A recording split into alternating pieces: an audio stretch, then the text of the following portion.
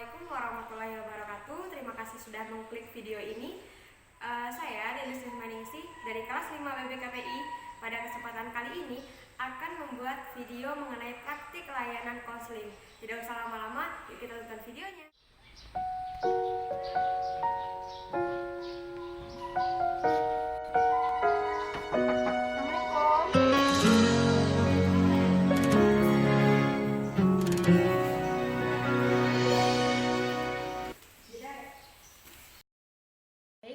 Apa kabar hari ini, Lona?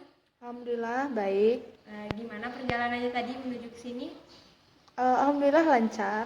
Berarti apakah ada satgas COVID di jalan? Soalnya kan kita lagi masa pandemi gitu. Tapi kalau yang pas hari perjalanan tadi, alhamdulillah nggak ada pemeriksaan. Mungkin belum ada. Iya. Gitu. Baik, Lona, ada yang bisa Ibu bantu di sini? Tentunya. Jadi saya itu ada permasalahan tentang kuliah daring ini. Ya Ibu tahu lah ya, susah namanya saya kuliah jauh, apalagi kuliah daring, tugas juga banyak. Itu sih permasalahan. Baik, sebelumnya apakah Leona tuh pernah ikut kegiatan konseling, baik itu di sekolah ataupun konseling pribadi gitu? Nggak pernah, Bu. Nggak pernah? Nggak. Kalau mendengar kata konseling? Kalau mendengar kata konseling sih pernah, cuma kalau terlalu spesifiknya belum paham. Baik, sini Ibu jelasin sedikit mengenai konseling itu sendiri. Nah, di sini Leona, konseling itu merupakan proses pemberian bantuan dari seorang konselor kepada klien yang mana kliennya ini tidak dapat mengentaskan permasalahannya sendiri dan dia membutuhkan bantuan konselor sebagai fasilitator dari permasalahannya. Nah, di sini Leona, konselor itu memiliki asas-asas tersendiri yang harus ditekankan. Yang pertama ada asas kerahasiaan, yang mana kami dari pihak konselor akan menjaga segenap permasalahan ataupun data-data yang Lona sampaikan nanti itu akan Ibu jaga dan tidak akan Ibu beberkan ke pihak manapun. Nah, dan Lona pun diminta untuk terbuka, yang mana dari azas keterbukaan Lona terbuka untuk menceritakan permasalahan yang Lona alami tanpa ada yang ditutupi satupun. Nah, selanjutnya itu ada asas kegiatan. Lona itu aktif dalam mengikuti kegiatan konseling agar proses konseling ini bisa berjalan dengan lancar.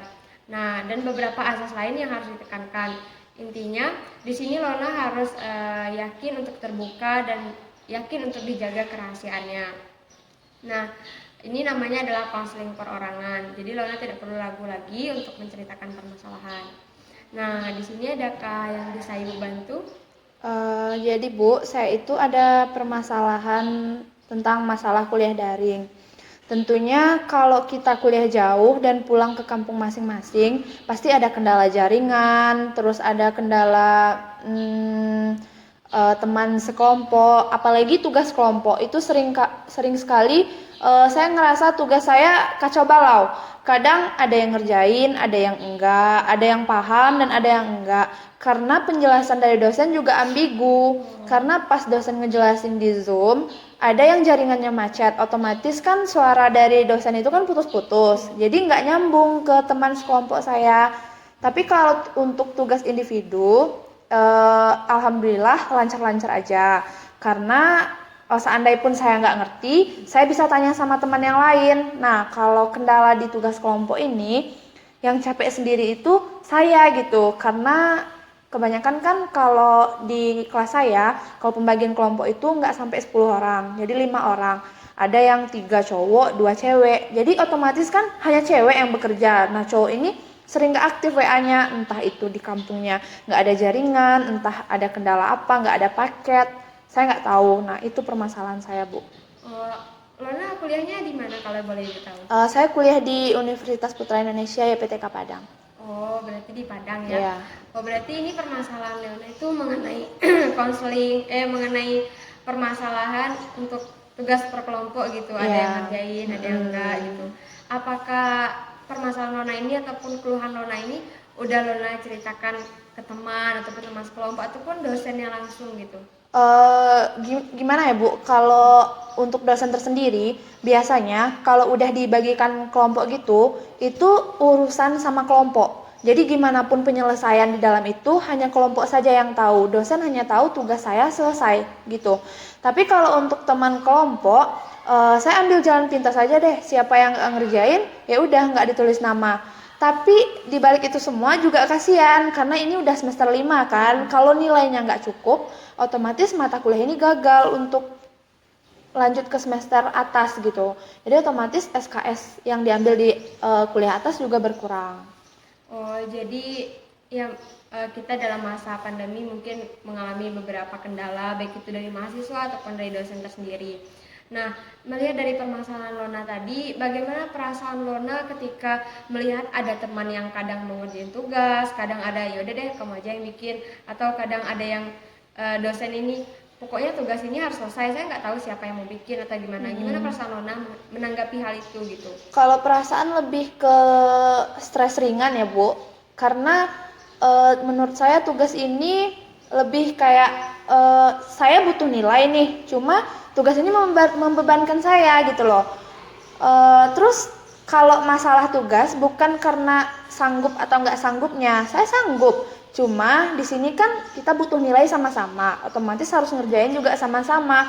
Entah itu ada jaringan atau nggak ada jaringan, itu kan bisa kita minimalisir lah intinya. Misalnya kita tahu nih daerah kita nggak ada jaringan, apa salahnya kita buat ngungsi gitu ke daerah yang ada jaringan buat ngerjain tugas ini sebentar. Otomatis teman yang rumahnya di perkotaan atau yang jaringannya bagus pasti bakal ngerti, pasti bakal ya udah deh kamu ngerjain ini aja gitu. Asal ada ngerjain, bukan karena gimana ya pelit ngerjain atau pelit bagi-bagi nilai, nggak mau ngasih nggak mau lihat teman tuh mampang nama aja, bukan itu. Takutnya nanti saya aja yang ngerti, dia nggak ngerti gitu. Jadi percuma kan dia kuliah ini gitu. Itu loh masalahnya. Iya, Ibu juga paham dengan apa yang Lona rasakan gitu kan. Lagi masa pandemi, tugas pun kadang banyak dan ada teman yang hanya numpang nama, itu memang sudah beberapa terjadi di mahasiswa kalangan sekarang.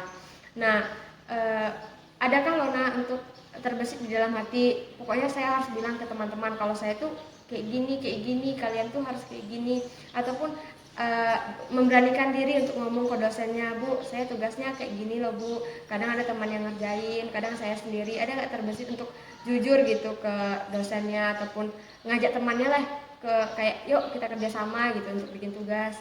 Kalau untuk ngasih tahu ke teman ada sih, baru kemarin saya nangis masalah tugas. Itu lewat telepon sama teman saya. Saya ada satu teman kelompok cowok, dia itu bisa diajak bekerja sama dan saya hanya bekerja sama dia. Nah 3 orang teman saya ini sama sekali nggak tahu permasalahan tugas ini, nanya enggak, apa-apa enggak, ngecek grup enggak. Saya hanya sama dia. Jadi pas saya ngirim tugas ini udah selesai, saya kirim ke grup kan, terus baru direspon sama anak itu, ini salah nih Ona, diganti katanya. Berarti dia paham kan tugas ini? Kalau dia paham, kenapa nggak dia yang kerjain? Nah kemarin sempat saya nangis karena saya udah capek ngetik tugas itu dari malam, sebanyak 14 lembar. Saya sama teman saya yang satu ini udah ngetik bagi tugas 77 lembar. Dan saya selesai ngetik dan dia seenaknya aja bilang ini salah. Seharusnya kalau dia tahu salah dia yang memperbaiki, bukan saya. Karena saya ya otomatis saya taunya cuma segitu. Ya sampai di sana gitu. Kalau dia tahu seharusnya dia yang memperbaiki, dia yang cross check gitu. Kalau saya kan sebatas itu gitu. Seharusnya dia membantu, bukan menambahkan beban dan mencari kesalahan teman. Nah, ini permasalahan saya di kebanyakan di tugas kelompok. Oh gitu, berarti Lona udah mencoba untuk menceritakan ke teman, udah cuman ke dosennya mungkin belum berani karena terkendala kayak takut nilai saya yang kena gitu kan, atau menjelek-jelekkan kawan nanti berharap nilai saya yang tinggi gitu. Sebenarnya ini permasalahan yang kompleks juga karena dialami oleh seluruh mahasiswa. Terkadang ada yang menumpang nama, ada yang nggak bikin tugas sama sekali, ada yang alasannya nggak ada paket atau lain sebagainya. Nah dari permasalahan ini mungkin kita bisa mengambil kayak sisi positifnya gitu. Toh kalau saya yang ngerjain juga saya yang paham, dan kalau saya bawa teman otomatis teman saya sekelompok saya itu akan paham ketika saya diskusi, semuanya akan aktif gitu. Tapi kalau saya tidak memberanikan diri untuk mengatakan hal ini, bisa jadi ya udah saya saja yang paham, teman-teman nggak akan paham gitu. Nah sangat dianjurkan ataupun jika Lona ingin ini berubah gitu, permasalahan ini berubah, maka coba diskusilah sama dosennya gitu tentang permasalahan. Bu, kami itu satu kelompok itu jauh gitu kan, ada yang di kota dan di desa, kadang jaringannya pun hilang dan susah dihubungi ketika ada tugas. Nah, bisa didiskusikan sama dosennya. Nah, semoga Lona itu kayak perkuliahannya tuh lancar terus gitu kan, karena sudah menceritakan kendalanya ke dosen ataupun ke temannya. Baik Lona, apakah di sini masih ada yang Lona ingin ceritakan lagi? Kalau untuk masalah tugas itu aja sih Bu, nggak ada lagi permasalahan selain masalah tugas.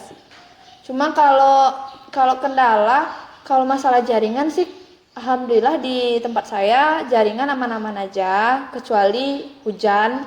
Itu pun saya minimalisir. Nanti kalau jaringannya udah bagus, pasti saya tanya sama teman saya ketinggalan tadi bagian mana ya, tugas ini gimana ya caranya. Tapi alhamdulillah teman saya mau ngejelasin gitu. Itulah Bu, kalau masalah tugas individu nggak ada kendala sama sekali.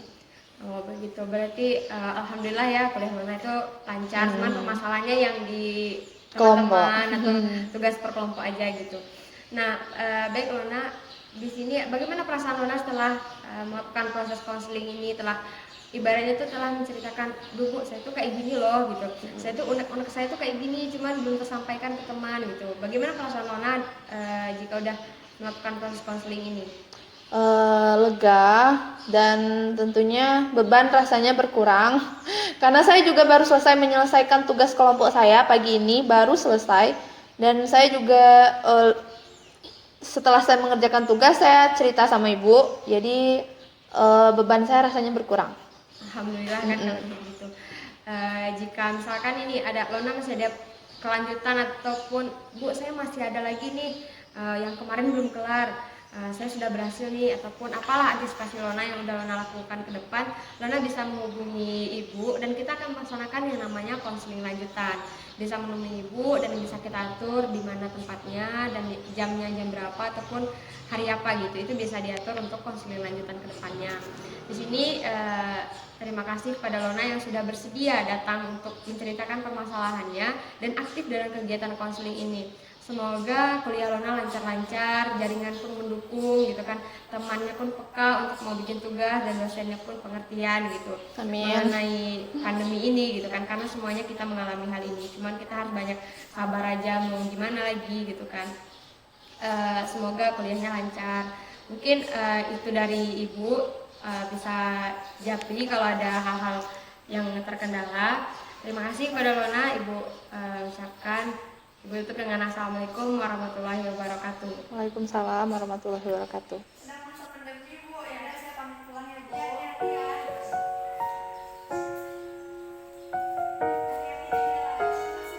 Baik teman-teman, terima kasih yang udah nonton video tadi. Semoga bermanfaat bagi teman-teman semua dan juga bisa jadi pelajaran bagi saya sendiri.